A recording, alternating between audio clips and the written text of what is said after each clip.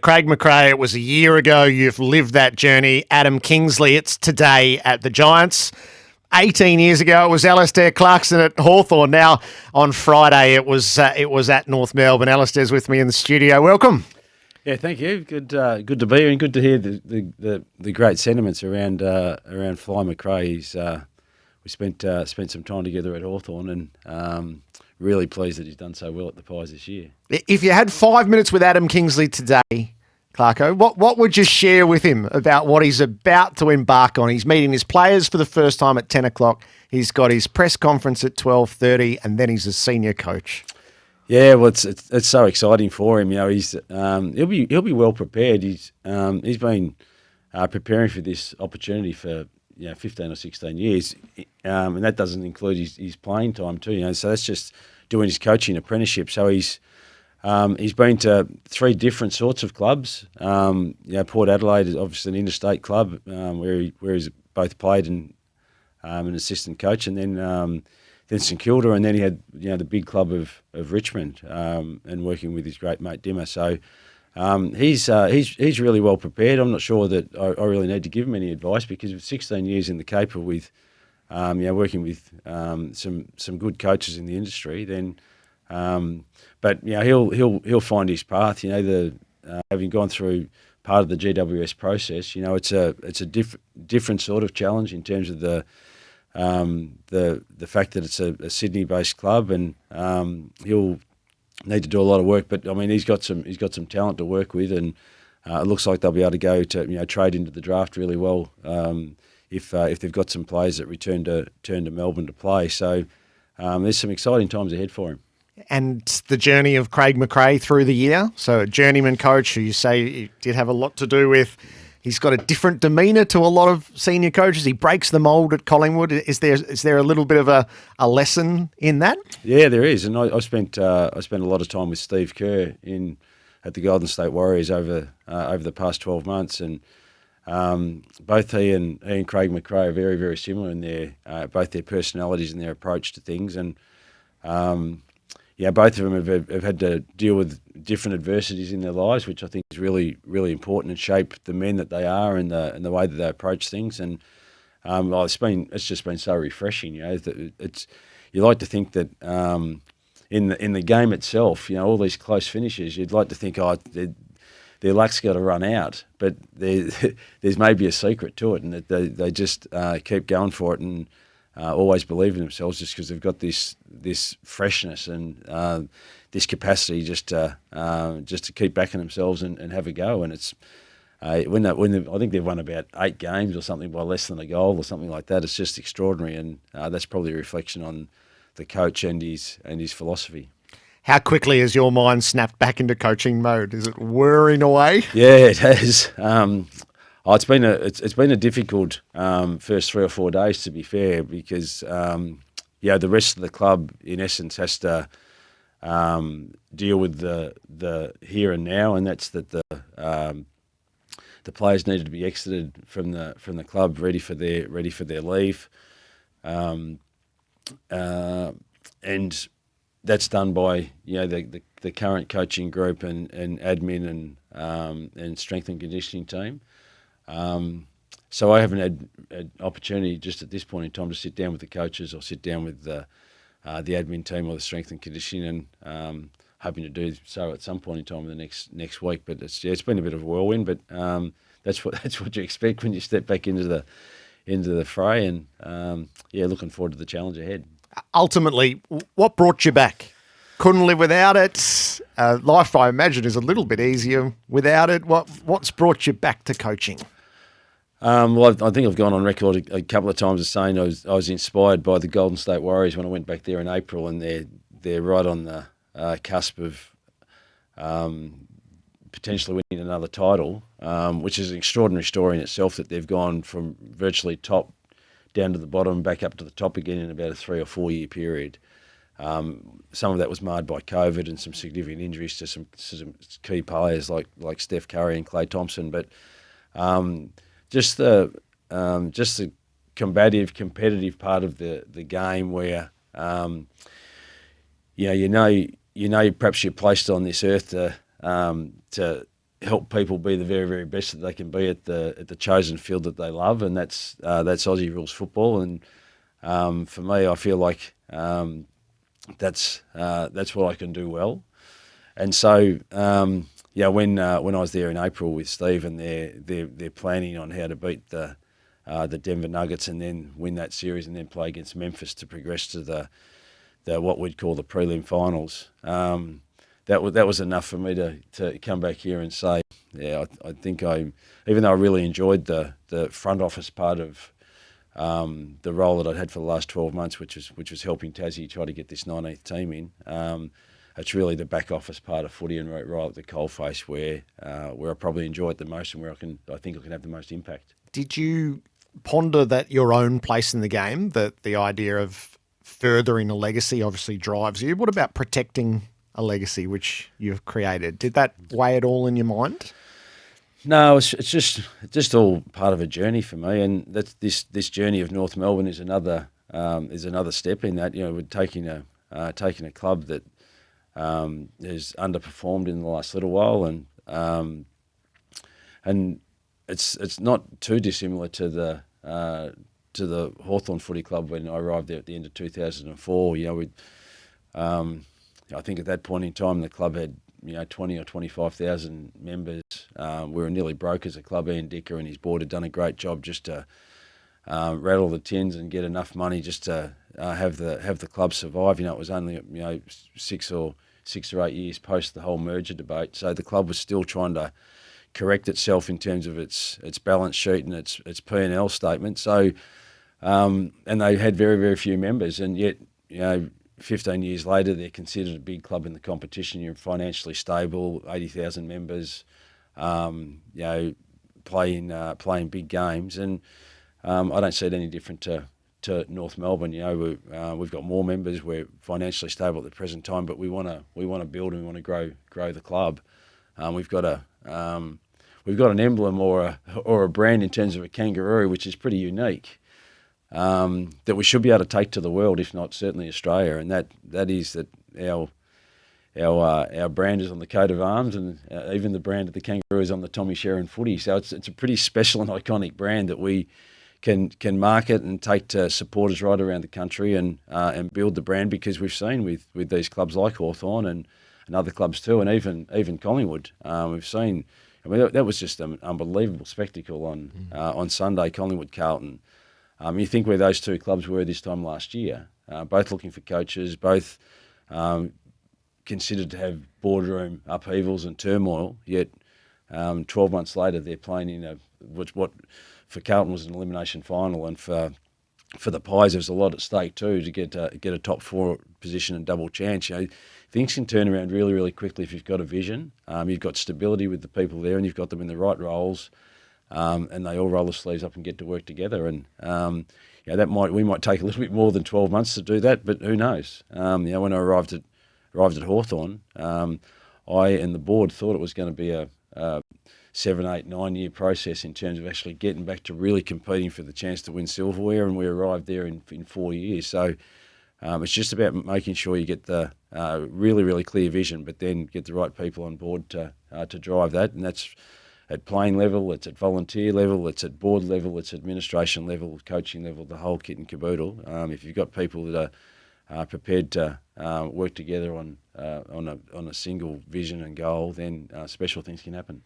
Did you watch from home on Saturday? Is that what you chose to do? I missed the first half because I was at my son's under-18 game for the Sandy Dragons event against Oakley Chargers, which was a really exciting game that came down to a goal the difference in a really well thought out contest. And then I got home for the bad half of the North performance. Unfortunately, their first half, I'm led to believe, was really competitive, and I've watched a little bit of vision of that over the last 24 hours. But their second half, which you can understand, that things fall away when there's not much to play for. But that's probably a little bit of a reflection of their season. It's been a tough year for them, and a lot of change, and the club just really needs some stability and some direction now, and we'll try and reinvigorate that passion and vision for the game over the summer, and roll the sleeves up, get to work, and and hopefully win some more games next year. So is there much to learn looking back, or are you a bit of a clean slate from here? Yeah, I'm more of the view.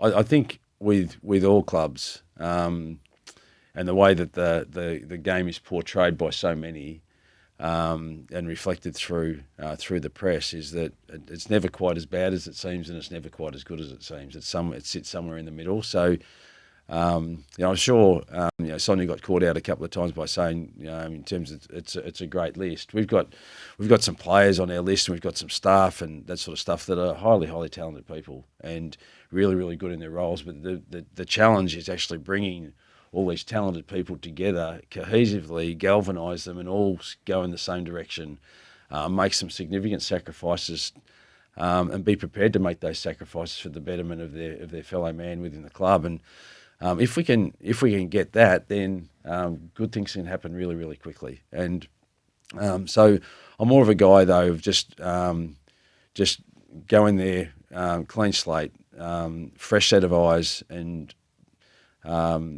make the observations that we need to make in terms of who wants to jump on the bus and get on board with us, and we'll see where that takes us. And in the past, my history has been in the past when we've been able to galvanise people with a clear vision, special things have happened. Alastair Clarkson in the studio. I can't tell you how many messages there are from North Melbourne supporters, A, saying thank you, and B, with all of their own questions. Just let me ask you, with a clear set of eyes, is 17 years too long at one club? We value longevity in Aussie rules maybe more than any other code in the world. Probably on reflection now, it's a long period of time to be in a club, and the most difficult thing for every club in the competition, I think, is those clubs that sit between, sixth on the ladder, perhaps not quite there, and it seems a long way to get to the top, and those that are about 12th or 14th on the ladder, who, even the teams that are finishing 12th or 14th on the ladder are winning 8 games, and it's just like, oh, geez, we only need 2 or 3 more games and we're playing finals. It's not about getting into finals. It's about how many games do you win to need to be able to win a title, win silverware. And so it's really hard, and I found myself in that position the last few years at Hawthorn, where it was probably after we played finals in 2018, finished in the top 4, got beaten in straight sets by what turned out to be 2 pretty good sides. Richmond up and going right at that point in time, lost the first final, and Melbourne, an emerging Melbourne, beat us in the next final. And then I remember being on a plane in America, about to land in San Francisco, and my phone was just going nuts as soon as I landed, and that was with the news that Tom Mitchell, the reigning Brownlow medalist, had broken his leg. He was going to miss for the whole of that year. And we underperformed that year, didn't make the finals. And it was probably at the end of that year where we said, okay, this is the time now we need to go back to the draft. We tried, to bring an Amir into the club, a Wingard into the club, a Mitchell into the club. They were all highly talented players. They were not a club in the competition that wouldn't have taken them if they could have negotiated that trade at that point in time. Mitchell was 23 or 24. Had it not been father-son, he would have gone top 5 in the draft. O'Meara, had he not been a pre-draft selection, would have gone number 1 in the draft. And Wingard was already a first-round draft pick. It's just like, and he's now 24 years of age. It's just like they're only a club in the competition that ain't doing what we did, and that was to try to get these guys into your club. Now, it didn't work for a whole heap of reasons, but by the end of 2019, it was like, well, we need to go back to the draft, which is what brought Will Day and Denver Granger Barras and young Ward into the club, first round draft picks that we've had over the last little while. So the rebuild commenced a long time ago. Dylan Moore and CJ, these type of guys that are coming into the fray right now have been at the club for 4 or 5 years, and they're the next breed of player that's hopefully going to take the Hawthorn club back up the ladder and competing for silverware. So it's really, really tough when you're sitting in those middle parts of the ladder. If I probably have my time again, I'd probably say get in there, do your work, and then move on to. That's what they do in soccer. Yeah. So you spent a little bit of time with Ange Postecoglou. It's totally different setup, but he's a hit-run type of guy. Yeah, and the benefit that other games have got, they're more international sports, so you've got so many more opportunities. It's more difficult in our game to, and you build up such this tribalism with the guys you're in the trenches with, and I just found it enormously difficult when you're going through whether they're kids in the draft or whether they're opposition players that were playing at opposition clubs and you're trading to get them into your club. I just found it enormously difficult. That whole thing of selling a vision and of what role they were going to play and let's get in on this journey together. I found it enormously difficult to be the first one that would put my hand up to say I'm bailing out of that. I could never bring myself to do that. Now, that if that's a weakness of mine, then I'm happy to say that loyalty is a good thing to have as a weakness. But on reflection, if you could find the right time to pass the baton to someone else a little bit earlier, then 17 years is a long period of time. And the wisdom of hindsight is. Because you're always selling this vision, and at different stages. I think everyone has seen the progress of Hawthorn over the course of the last 12 months, which is just this natural progression of these youngsters that have now been in that system for 3, 4, 5 years, and they still need to blood some more players and bring some more guys into their club that will complement that group of young players. But these guys are the next generation, the Scrimshaws and these sorts of boys now who are now 24 years of age. They've played 80 games of footy. They're ready to take the next step for the club. So Kangas fans are asking, what will your approach with this list be? Is recruit younger talent, add experienced players? What's your balance in your mind? Yeah, well, it's a little bit of both. There's probably the club in their wisdom made some decisions 2 or 3 years ago that they needed to go to the draft, and they cut pretty deep in terms of the amount of turnover of players. And Carlton, a good mate of mine, Bolts, obviously did the same sort of thing. When you have a big cut of players who could still continue to play for your club, but were they going to be taking you to the silverware? So in their wisdom, both those clubs made decisions. No, we're going to invest heavily in the draft and cut pretty deep. Now that's a preparedness as a club to perhaps go down a little bit before you're going to come up. But if you do that, then you've got to be patient and hopefully galvanise the group together and just go through a little bit of pain. But you need to make sure you've got enough leaders there and who are strong in their conviction to leave a legacy at the club to carry these young guys and nurture them and protect them in some instances. And we will need to bring in maybe 2 or 3 players of more physically stronger bodies who can help nurture this next group of players. But by and large, we need to continue to go to the draft to bring in the talent necessary. But we've already got some. So the journey's already started. It started 3 or 4 years ago at the club, and we need to complement that with some further draft picks, which we'll have pick 1 in this draft because we finished on the bottom of the ladder, and that will be complemented by doing whatever trades we can to and attracting a free agent. But in terms of a free agent, right at the current time, there's not too many that are attracted as a free agent to come to the team that's on the bottom of the ladder. So that's going to be a difficult path. But I can remember the first 2 years I was at Hawthorn, no one wanted to come. And Steve Gillam and Brent Guerra came to our footy club only because I knew them and their careers were floundering elsewhere. So it was just like, we'll give you an opportunity here, and they became premiership players for the Hawks.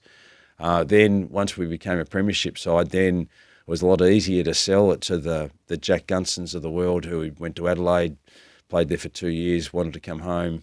Hawthorn seems like a good destination, whereas if we're sitting on the bottom of the ladder, don't think that would have been the club that Jack selected. Josh Gibson came to us, David Hale came to us, Brian Lake came to us. We got some beauties through that period of time, but we also got guys like Matt Suckley and Taylor Duray and Luke Bruce and these Ben Stratton, Paul Puopolo. These guys were late picks in the draft who went on to become great players for our club and 3-time premiership players for the Hawks.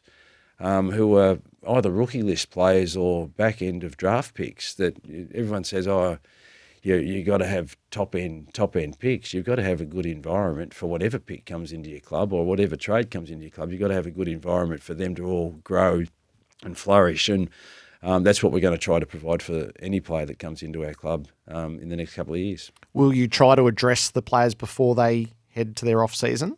Yeah, I'll try to, but it's just enormously difficult. I've just got to try and work out what point in time that will be, and I'll try and work that out over the next 24 hours. Do you know, or are you hopeful that Peter Jackson might take a role with the Kangaroos? Well, I know that he's a great football person, and we need some guidance and stability right through our club. That was the reason why they got Jeff Walsh to come in and do a external review. There's just some people in the game, for whatever reason, they're not directly involved in official positions in the game at the moment, that have just got unbelievable wisdom in the roles that they've had across the vast majority of clubs. And Peter Jackson is one of those, and Jeff Walsh is another. And anyone out there who's got that wisdom that can help in the journey, then we want to tap into it. And I'm led to believe Sonia has lent into Peter Jackson for some guidance and some assistance, and also Jeff Walsh. You've been such an advocate for Tasmania, and I think mischievously that was put together a little bit. Are you hopeful that your arrival and what North Melbourne is building ends the link that's made with North Melbourne anytime there's talk of strife or relocation or a team elsewhere? Yeah, I'm really excited about some of the things that I've been able to research for Tassie. Ironically enough, I'm hoping will be applied to the Tassie bid, and all this information around. It's all going to be based on a stadium deal and that sort of stuff. Well, there's two stadiums that have been used in Tasmania at the moment. One in Launceston, which the Hawks have used for the last 20 years, and one in Hobart, which the Kangaroos have used for the last, dare I say it, 6 or 8 years. And both of them have served AFL footy in Tasmania and the AFL competition really, really well. Now, we don't need a new stadium right here and now, and how that is funded and who funds it, but what I do believe in, with all the research that we did overseas, was that a sporting precinct, not just an oval, a sporting precinct, which we've seen we're developing at Melbourne Park here, which is really, really special and makes Melbourne one of the, if not the sporting capital of the world, right in the top 3. That whole sense of precinct, which is a 24/7 type of precinct, that's what all these stadiums are doing right around the world. A stadium sits very idle for a long period of time. Yep. And so how can you monetize that stadium and that area around the stadium? And that's what will service the new stadium down in Hobart once they get the club and once it gets up and running. The stadium will pay for itself if they take the view of a 40 or 50 acre Macquarie Point site that can monetise that stadium even when it's idle and no games are being played there or no events are being held at that stadium. Ironically enough, I come to North Melbourne now, and the vision of the club's really, really stable financially and been in its best off-field position it's ever been, which is really a credit to a lot of people at the club, particularly the James Brayshaw-led part of the club, and that included, ironically enough, a move down to Tasmania to play some home games.